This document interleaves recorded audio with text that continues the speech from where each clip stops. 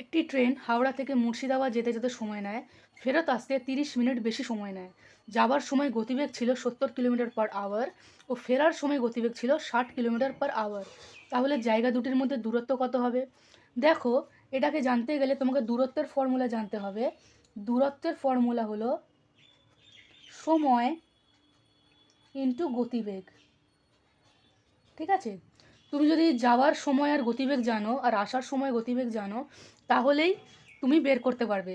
এবার একটা কথা বলা যাক, যাওয়ার সময় যে দূরত্ব তুমি যাচ্ছ, ফেরার সময় ঠিক সেই দূরত্বেই তুমি ফিরছো। তাহলে দুদিক থেকে আমরা দূরত্বকে ইকুয়াল করতে পারি। তাহলে এবার দেখে নাও। আচ্ছা, এখানে কি বলেছে? যাওয়ার সময় কত সময় লাগছে সেটা কিন্তু আমি জানি না। তাহলে ধরে নিই যাওয়ার সময় সময় লাগছে। যাওয়ার সময় যে দূরত্বটা আমি দিচ্ছি সেটা ধরে নিই D1।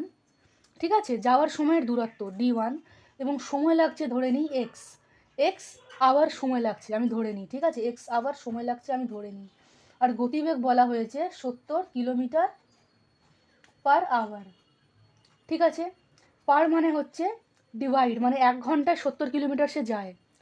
তাহলে এখান থেকে দূরত্ব কি আসবে? এখান থেকে দূরত্ব আসবে 70 × x কিলোমিটার। এটা যাওয়ার সময় দূরত্ব। হাওড়া থেকে মুর্শিদাবাদ যাওয়ার সময় দূরত্ব হচ্ছে D1, আর ফেরার পথে দূরত্ব হচ্ছে মুর্শিদাবাদ থেকে হাওড়া ফেরার পথে দূরত্ব হচ্ছে D2। কিন্তু মনে রাখবে D1 আর D2 দুটোই ইকুয়াল, দুটোই সমান।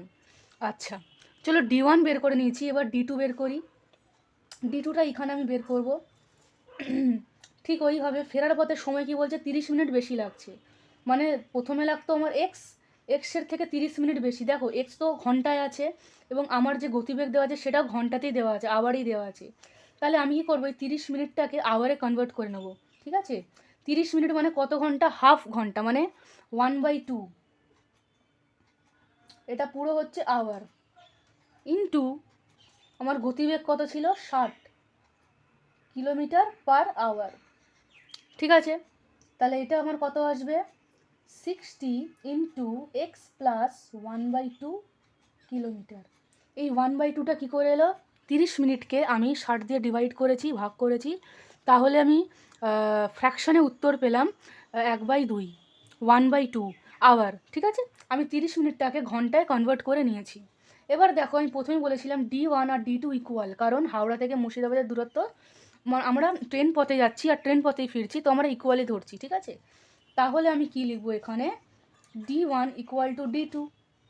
ঠিক আছে, তাহলে আমি কি লিখতে পারি? D1-এর জায়গায় লিখতে পারি 70 × x ইকুয়াল দিয়ে D2-র জায়গায় লিখতে পারি 60 ব্র্যাকেটে x + 1/2।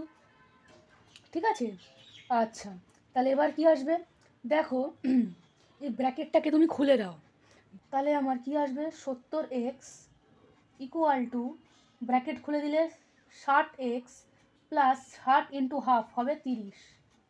ঠিক আছে, 60টাকে এই দিক থেকে এদিকে নিয়ে যাও, 70-এর সাথে মাইনাস হয়ে যাবে। তাহলে আসবে 10x = 30। তাহলে এক্সের ভ্যালু কি আসবে? 10টা ইন্টু আছে, এদিকে গেলে ডিভাইড হয়ে যাবে। তাহলে এক্সের ভ্যালু আসবে 3। ঠিক আছে, তার মানে হাওড়া থেকে মুর্শিদাবাদ যেতে সময় লাগে 3 ঘন্টা। আমরা তো টাইমকে আওয়ারে নিয়ে নিয়েছিলাম, তাহলে 3 ঘন্টা সময় লাগে যেতে, আর ফিরতে সময় লাগে 30 মিনিট বেশি, মানে 3 ঘন্টা 30 মিনিট সময় লাগে ফিরতে, হাওড়া থেকে মুর্শিদাবাদ থেকে হাওড়া ফিরতে। কিন্তু আমাকে কি জানতে চেয়েছে? আমাকে জানতে চেয়েছে হাওড়া থেকে মুর্শিদাবাদের জায়গার দূরত্ব কত। আচ্ছা, দূরত্ব কত সেটা আমি D1 থেকে পেয়ে যাবো। D1-এ কী দিয়েছে দূরত্ব? 70 × x। এই জায়গায় তুমি 3 পুট করো, 70-র সাথে ইন্টু করো, তাহলে কত আসবে? 210 কিলোমিটার। ঠিক আছে না? তাহলে হাওড়া থেকে মুর্শিদাবাদের দূরত্ব হবে, আমি D1 দিয়ে বের করতে পারি 70 × এক্সের জায়গায় আমি পুট করবো এক্সের ভ্যালু 3, আর ইউনিট হবে কিলোমিটার। তাহলে আসবে 210 কিলোমিটার। তাহলে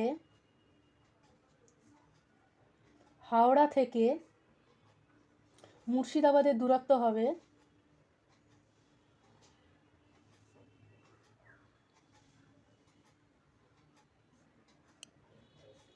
210 কিলোমিটার। আশা করি তোমরা সবাই বুঝতে পেরেছো। যদি বুঝে থাকো অবশ্যই এটাকে শেয়ার করো, সাপোর্ট করো। ধন্যবাদ ভিডিওটা দেখার জন্য।